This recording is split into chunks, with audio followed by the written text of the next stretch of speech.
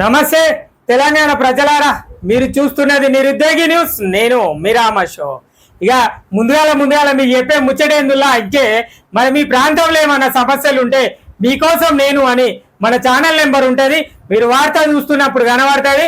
మరి మన channel number 9966877787. మరి మీ ప్రాంతంలో ఏమైనా సమస్యలు ఉంటే ఆ సమస్యను వీడియో తీసి ఆ నెంబర్కి పంపియూరి, లేదంటే ఫోన్ చేసి చెప్పుర్రి ఆ నెంబర్కు. మన ఛానల్ అక్కడ ఉంటుంది. మరి ఆ సమస్యను ఉన్నతాధికారుల దృష్టికి తీసుకెళ్లి ఆ సమస్య పరిష్కరించేంత వరకు మన ఛానల్ పోరాటం చేస్తుంది. ఇక ఈ ముచ్చట గుర్తు పెట్టుకోవాలి ప్రజలారా. ఇక ఇలా వార్తలు చూద్దాం. సాక్షి దినపత్రికల మరి పెద్దపల్లి పార్లమెంటు నియోజకవర్గంలో ఏం జరుగుతుంది, ఎట్లెట్లా జరుగుతుంది, ఎన్నికల నేపథ్యంలో రాజకీయ నాయకులు ఏం చేస్తారు అన్న విషయాలను గురించి, అదేవిధంగా పెద్దపల్లి జిల్లాలో ఎలాంటి వార్తలు ఉన్నాయో సాక్షి దినపత్రిక ద్వారా చూద్దాం. మరి ఇందులో నాకు నచ్చిన మెచ్చిన ప్రజలందరికీ తెలుసుకునే, ప్రజలు ఆలోచించుకునే ఒక విషయం ఉన్నది. ఆ విషయం గురించి మనం ఇప్పుడు చర్చించుదాం. ఇక సాక్షి పెద్దపల్లి జిల్లా గిఫ్ట్ గా బూడిద కారు. మరి బూడిద కారు ఉంటే ప్రజలారా ఎక్కడన్నా మరి బూడిదతోటి తయారు చేసిన కారు కావచ్చు, బురదతోటి కారు తయారు చేస్తారు, బూడిదతోటి చేస్తారు, ఇనుప సామాన్ తోటి చేస్తారు, ఫైబర్ తోటి చేస్తారు. చిన్నపిల్లలు ఆడుకునే కార్లు ఉంటాయి, ప్లాస్టిక్ కార్లు ఉంటాయి. మరి ఇక్కడ విచిత్రంగా వింతగా ఒక కారు ఏర్పడిందట. మరి గిఫ్ట్ ఇచ్చిర్రట. ఆ బూడిద కారు కథ ఏందో చూద్దాం. ఇక ఉమ్మడి కరీంనగర్ మంచిర్యాల జిల్లా నేతలకు బహుమతి అట. ఇందుకోసం ఒక్కొక్క ఇటుక బట్టి వ్యాపారం నుంచి 50,000 వసూలు, లావాదేవీలు చూసుకునేందుకు బూడిద పైసలతో ఓ నేతకు కారు బహుమతి.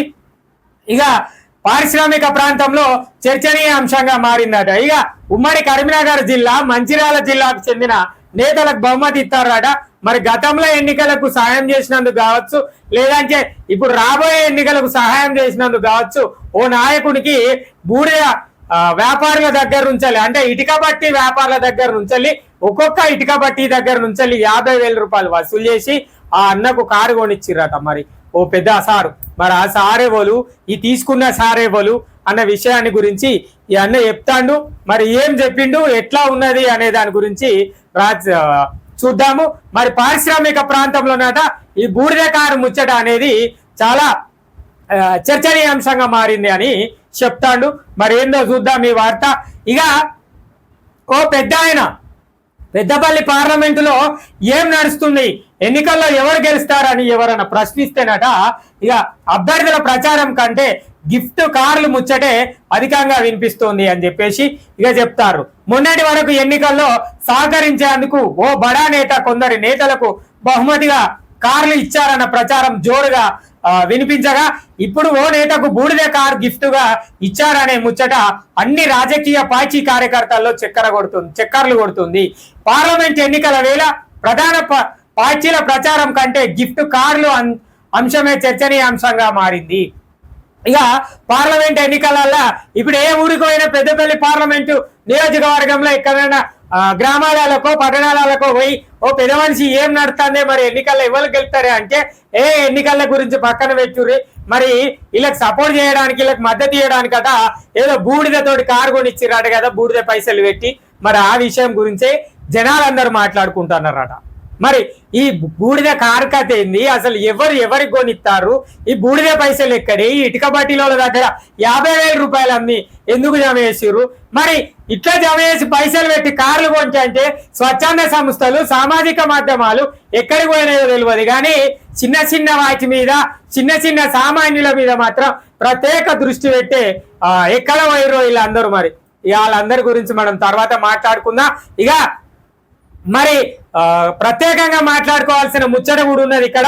మరి ఏ నాయకుడి దగ్గరికి పోయినాయి ఈ బూడిద పైసలు పెట్టి కొన్న కారు, మరి లేదంటే ఏ నాయకుడు కొనిచ్చిండు ఈ ఒక ఇటుక బట్టి వ్యాపారుల దగ్గర 50,000 రూపాయలు జమ చేసి, మరి ఏం జరిగిందో, మరి ఎట్లా జరుగుతుందో చూడాలి. ఏ పార్టీలో చూసినా ఏడ చూసినా కూడా ఇదే ముచ్చట చెప్పుకుంటారట. గా బూడిద కారు ఎవరు తీసుకున్నారే ప్రజలారా అని, లేదంటే ఓ అన్న గా బూడిద కారు ఎవరికి ఇచ్చిర్రే అని. అసలు ఇచ్చిన ఆయన ఎవరు, తీసుకున్న ఆయన ఎవరు? మరి అన్న ఏం పేర్లు రాసిండో చూద్దాం. పేర్లు గిట్లా రాసిండా లేదా, మరి అన్న ఏ అంశం ఎట్లా తెచ్చిండో తెర మీదకి చూడాలి. ఇక బూడిద వ్యాపారం నేపథ్యంలో రామగుండం ఎన్టీపీసీ ప్రాజెక్టులో విద్యుత్ ఉత్పత్తికి ఉపయోగించే బొగ్గు నుంచి వెలువడే నీటితో కూడిన బూడిదను చెరువులో నిల్వ చేస్తారు. అక్కడ నీటి నుంచి వేరైన బూడిదను ఇటుక బట్టీలు ఇతర అవసరాలకు విక్రయిస్తున్నారు. ప్రస్తుతం బూడిద ధర కొంత తగ్గింది. దీంతో ఉమ్మడి కరీంనగర్ జిల్లాలతో పాటు పొరుగున ఉన్న మంచిర్యాలకు చెందిన ఇటుక బట్టి నిర్వాహకులు ఇటుకల తయారీ కోసం బూడిదను వినియోగిస్తున్నారు. గతంలో కొంతమంది నేతలే అక్రమ మార్గాల్లో ఇటుక బట్టీలకు బూడిద సరఫరా చేసి లక్షల్లో అర్థించారనే ఆరోపణలు ఉన్నాయి. ఇక అసెంబ్లీ ఎన్నికల ముందు పార్టీ మారిన ఓ నేత ఉమ్మడి కరీంనగర్ మంచిర్యాల జిల్లాలోని ఇటుక బట్టీల వ్యాపారాన్ని బట్టి 50,000 చొప్పున సుమారు 2 కోట్ల వరకు వసూలు చేసినట్లు ఆరోపణలు వినిపిస్తున్నాయి. సదరు నాయకుడికి బూడిదకు సంబంధించిన లావాదేవీలు వసూళ్లు చేసి పెట్టినందుకు బూడిద పైసలతో ఓ కారు కొనుగోలు చేసి ఓ నేతకు బహుమతిగా ఇచ్చినట్లు విశ్వసనీయ సమాచారం. ఈ విషయం ఇతర రాజకీయ పార్టీల నేతలకు తెలిసినా బూడిదపై మాట్లాడితే గతంలో చేసిన అక్రమాలు బయటకు వస్తాయని ఎవ్వరు నోరు మడపడం లేదని గుసగుసలాడతారట. ఇక గతంలో ఒక నాయకుడు ఉండేనట, ఆయన పార్టీ వీడి మరి ఏ పార్టీలకు పోయిండో తెలియదు కానీ ఆయన అంతకుముందు ఎన్టీపీసీకి సంబంధించిన ఈ బూడిద పోయి నీళ్లు బూడిద కలిసి చెరువులో పోసిన ఆ బూడిదను అమ్మేటోళ్ళట, అది దొంగతనంగా కూడా అమ్ముకునేటోళ్ళట గతంలో. తర్వాత ధర తగ్గించి మంచిర్యాల జిల్లాకు మరి పెద్దపల్లి జిల్లా అంటే ఉమ్మడి కరీంనగర్ జిల్లాలో ఉన్న ఇటుక బట్టి వ్యాపారులకు అమ్మిరట. అమ్మినోళ్ళు అమ్మినట్టు ఉండగా మరి ఆ నేత ఏం చేసిండట అంటే ఒక్కొక్క ఇటుక బట్టి దగ్గర 50,000 రూపాయల చొప్పున వసూలు చేసి ఓ నేతకు కారు కొనిచ్చిండట కొత్తగా మొన్ననే. మరి ఆయన ఇవ్వలు ఆ నేత ఇవ్వలు మరి అన్నీ దేనికోసం సాక్షి తెలంగాణ ఎలక్షన్ 2024 అని పెట్టి కార్ గిఫ్ట్ గా ఇచ్చిర్రు మరి ఎక్కడ అని చెప్పేసి రాసిరు. ఇది పారిశ్రామిక ప్రాంతంలోనే చర్చనీయ అంశంగా మారింది. అంటే మరి పారిశ్రామిక ప్రాంతం అంటే రామగుండం పారిశ్రామిక ప్రాంతమే. ప్రజలారా ఇలా దాచిపెట్టి చెప్పుకునేది ఏం లేదు. ఇలా పేర్లు కూడా సింపుల్ గా అర్థమైననే చెప్పుకోవాలి. పేర్లు మనం చెప్పుతే కరెక్ట్ ఉన్నది కాబట్టి అన్న కూడా చెప్పలే, నేను కూడా చెప్తలేను. ఇది విశ్వసనీయ సమాచారం. అంటే ఆ అన్న దగ్గర పూర్తి స్థాయి సమాచారం ఉన్న తర్వాతనే ఈ యొక్క బూడిద కారు కథను రాసినట్టు తెలుస్తుంది. ఇనుర్రి మంచి ముచ్చట్లే ఇది. ఓ సదరు నాయకుడు మరి ఇనుర్రి అసెంబ్లీ ఎన్నికల ముందు మారిన ఓ నేత, అసెంబ్లీ ఎన్నికల ముందు పార్టీ మారిన నేత అట. మరి అసెంబ్లీ ఎన్నికల ముందు పార్టీ ఏ నేత మారిండో మీ అందరికి తెలియాలి. రామగుండం పారిశ్రామిక ప్రాంతం కావచ్చు, మంచిర్యాల జిల్లా కావచ్చు. మరి మంచిర్యాలలో అయితే నాకు తెలిసి అంత పెద్దగా నాయకులు ఎవరు లేరు అక్కడ ఈ బూడిద దందాలు చేసే. ఎందుకంటే రామగుండం ప్రాజెక్టు అంటే రామగుండం ఎన్టీపీసీ బూడిద ప్రాజెక్టు మన నియోజకవర్గం రామగుండం నియోజకవర్గంలోనే ఉన్నది కాబట్టి మరి మన పారిశ్రామిక ప్రాంతమే అయ్యి ఉంటుందని నేను అనుకుంటున్నా. ఇక ఎన్నికల ముందు ఆయన పార్టీ మారిండట. మారి ఏం చేసిండట, ఇక ఉమ్మడి కరీంనగర్ మంచిర్యాల జిల్లాలోని ఇటుక బట్టి వ్యాపారాన్ని బట్టి 50,000 చొప్పున సుమారు 2 కోట్ల వరకు వసూలు చేసిండట. తక్కువ 2 కోట్ల రూపాయలు ఒక్కొక్క ఇటుక బట్టి దగ్గర 50,000 నుంచి అంటే సుమారు 2 కోట్ల రూపాయలు వసూలు చేసి ఓ నేతకు కారు కొనిచ్చిండట. ఇది మంచిగా ఉన్నది ప్రజలారా. ఇక ఇనుర్రి ఇప్పుడు మనం మాట్లాడుకోవాల్సిన ముచ్చట, మనం మాట్లాడుకునే సందర్భం. ఇక మన సామాన్యులు ఎవరైనా కొత్త కారు కొన్నారు అంటే మరి వీడు ఎక్కడికి వెళ్ళి వచ్చిండు, వీడికి ఏడికెళ్ళి వచ్చినాయి, వీడు ఎట్లెట్లా సంపాదించిండు అని దీనికి సవాల్ వచ్చే ఎంక్వైరీలు ఉంటాయి. మరి ఈ కొత్త కారు బూడిద మీద వచ్చిందని తెలిసినా కూడా ఏ నాయకులు ఎందుకు మాట్లాడతలేరట అంటే గతంలో వీళ్ళు కూడా వేసిరు కదా బూడిద దందా, మరి ఆ దందా గురించి మళ్ళీ బయటకు వస్తుందని చెప్పేసి ఎక్కడోళ్ళు అక్కడ గప్చుకున్నారట. ఇది ఈ కార్ గిఫ్ట్ బూడిద కార్ గిఫ్ట్ కథ అన్న ముచ్చట అర్థమవుతుంది. ఇక మన సామాన్యులు ఏం చేసినా కూడా వేరే అంటే దాన్ని భూతార్థంలో పెట్టి చూస్తారు. మరి రాజకీయ నాయకులు ఏం చేసినా కూడా ఎందుకు చూడరంటే వాళ్ళు రాజకీయంగా ఆర్థికంగా గిట్ల వ్యాపారస్తులను బెదిరించి 50,000 రూపాయలు, ఇక కుల సంఘాలను బెదిరించి కొన్ని పైసలు, దుకాణ సముదాయ సంఘాలను బెదిరించి మరికొంతమంది, ఇట్లా అనేక మంది రాజకీయ నాయకులు ఉన్నారు. ఒక్క నాయకుడు కాదు, అనేక మంది రాజకీయ నాయకులు ఉన్నారు.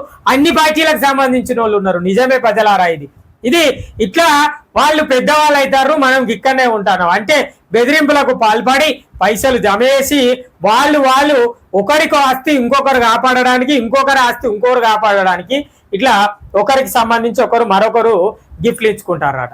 ఇక ఆయనకి ఏమైనా అవసరమై 2 కోట్ల రూపాయలు జమ చేసి ఆయన ఓ కోయిటో 2 కోట్లు పెట్టి కారు కొనిస్తాడు. ఇక కారు కొనిస్తే ఆయన భాగవతం బయట చెప్పాడు ఈ నాయకుడు.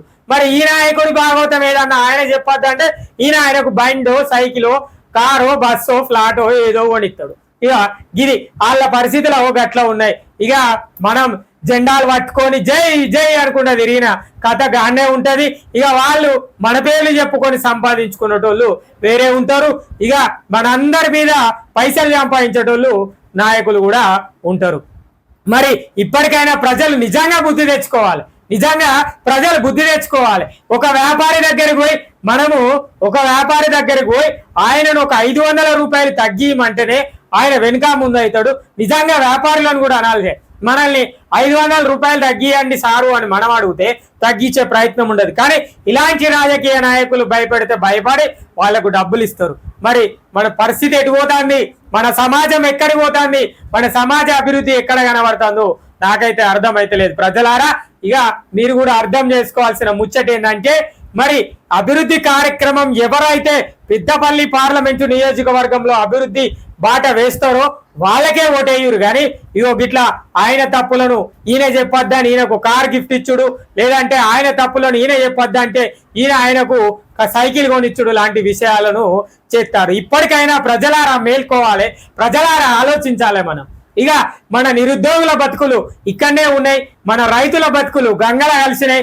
గంగల కలుద్దామన్నా కూడా అంటే గోదావరిలో కలుద్దామన్నా కూడా నీటి జలాలు తగ్గిపోయినాయి. ఇక విద్యార్థుల పరిస్థితులు అక్కడనే ఉన్నాయి. ఇక సామాన్య ప్రజల కనీస సౌకర్యాలను కల్పించే నాయకులే కరువైరనే చెప్పుకోవాలి. ఇక పరిస్థితులు చూడుర్రి, నీటి ఎద్దడి రాబోతాన్ని కనబడుతుంది. మరి అయినా కూడా పట్టించుకునే నాయకులు లేరు. అదే విధంగా రైతులు అకాల పంట నష్టాలు జరుగుతున్నాయి, వాటి గురించి పట్టించుకునే నాయకుడు లేరు. కానీ ఇటుక బట్టీల వ్యాపారుల దగ్గర మరి ఇతరత్ర వ్యాపారుల దగ్గర పైసలు జమ చేసుకొని మరి వాళ్ళు సొమ్ము చేసుకొని ఒకరికి తప్పును మరొకరు ఎత్తి చూపొద్దని చెప్పేసి నేతలకు బహుమతులు ఇచ్చుకోవడం, వాళ్ళు ఎన్నికల్లో గెలవడం కోసం ప్రయత్నాలు చేసుకోవడం, ఇక ఇతరత్ర కార్యక్రమాలు అన్ని వేసుకుంటారు. ప్రజలారా ఇప్పటికైనా మనం బుద్ధి తెచ్చుకోవాలి. ఈ కారు గిఫ్ట్గా బూడిదే కారు వచ్చిందట. ఆ బూడిద పైసలు పెట్టి కొన్న కారే ఈ బూడిద కారు కథ. ఈ బూడిద కారు కథ ఏందో మళ్ళా సాక్షాన్న ఫాలో అప్ లా అంటే దీనికి అనుసంధానమైన వార్త రాస్తాడో లేదో నాకు తెలియదు. కానీ దీని గురించి మనం ఖచ్చితంగా మరి ఏ నాయకుడిని అడుగుతా వెళ్తుందో కూడా ఇక్కడ క్లియర్ గా కనబడుతుంది. ఇక ఇనుర్రి గతంలో చేసిన అక్రమాలు బయటకు వస్తాయి అంటే గత ప్రభుత్వానికి సంబంధించిన నాయకులే అని చెప్పుకోవాలి. మరి ఆయన అసెంబ్లీ ఎన్నికల ముందు మారిండు అని క్లియర్ గా చెప్తుంది. ఇక ఇన్వాలే గతంలో చేసిన నాయకులు తప్పులు బయటకు వస్తాయని వీళ్ళు అనుకుంటారు. ఒక అసెంబ్లీ ఎన్నికల ముందు మారిండు పార్టీలకని చెప్తాండి అన్న. మరి అసెంబ్లీ ఎన్నికల ముందు ఏంది, ఎవరు మారిరు, అంత పెద్ద లీడర్ ఎవరు అన్న విషయం గురించి కామెంట్ చేయురు. మరి ఎవరు మారిరు, ఎట్లా మారిరు, ఏ నాయకుడు మారిండు, మీకెవరికైనా ప్రజలారా తెలుసుంటే నాకు ఎప్పుడ్రి ఈ బూడిద కారు దందా కథ ఏందో మనం చూద్దాం. ఆయన పేరు మీకు ఎవరికైనా ఖచ్చితంగా రామగుండం నియోజకవర్గ ప్రజలకు ఎవరికైనా తెలిసి ఉండేది ఉంటే, లేదంటే పెద్దపల్లి పార్లమెంటు నియోజకవర్గంలో ఎవరికైనా తెలిసి ఉండేది ఉంటే మన ఛానల్లో కామెంట్ చేయుర్రి. మరి ఆ పేరు ఎవరితో చెప్పుర్రి. ఇక ఇది ప్రజలారా సిగ్గనిపించాలి రాజకీయ నాయకులకు, నిజంగా సిగ్గుపడాల్సిన ముచ్చట్నే. మీరు మీ భాగవతము మీరు చేసిన తప్పులు బయటకు రాకుండా ఉండాలంటే మీరు కార్లు సైకిళ్ళు బహుమతిగా ఇచ్చుకుంటున్నారు. మీ గెలుపు కోసం, ఇతర అవసరాల గెలుపు కోసం మీరు కార్లు బంగళాలకు బహుమతులుగా ఇచ్చుకుంటున్నారు, రియల్ ఎస్టేట్ దందాలు చేసుకుంటున్నారు. మరి సామాన్య ప్రజలను సామాన్యులుగా చులకనగా చూస్తున్నారు. ఇంకా కూడా ప్రజలు, ప్రభుత్వం కానీ, గత పాలకులు కానీ, ప్రస్తుత పాలకులు కానీ ప్రజల్లో మార్పు తీసుకురావడానికి ప్రయత్నం చేస్తలేరనే కనబడాలి. ఇక ప్రచారాల కథ నేను చెప్తా ప్రజలారా, ప్రచారాల కథ. ప్రచారం ఎక్కడ కనబడుతుంది? పెద్దపల్లి పార్లమెంటు నియోజకవర్గంలో ప్రధాన పార్టీల ప్రచారం కనబడుతుందా? ఎవరికి వారే యమునా తీరే అంటే గెలుపు ధీమాలో కాంగ్రెస్ పార్టీ ఉన్నది, గెలుపు ధీమాలో బీఆర్ఎస్ పార్టీ ఉన్నది, గెలుపు ధీమాలో బీజేపీ పార్టీ ఉన్నది. ప్రజలారా ఇక గుర్తు పెట్టుకోవాలి. మేం గెలుస్తామంటే మేం గెలుస్తామని ఉన్నారు వాళ్ళు. ఇప్పటికైనా ప్రజలు మారి ఈ ప్రధాన పార్టీ నాయకులని కాదు, మరి ఎవరైతే మన అభివృద్ధి చేస్తారో మన నియోజకవర్గాన్ని అభివృద్ధి కోసం పాటుపడతారో వారికి మాత్రమే ఓటేయాలని నేను తెలుపుతాను. ఇది నేను కోరుతాను.